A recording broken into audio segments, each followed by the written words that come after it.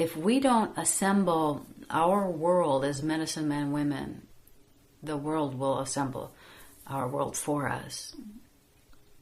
Consensual reality is a cultural trance.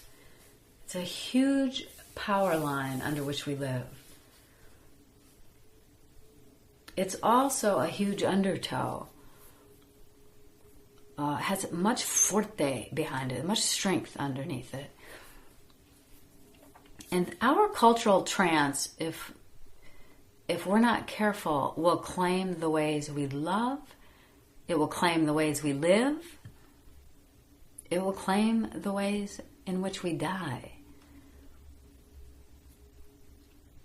So part of breaking out of that cultural trance, excuse me, is the ability,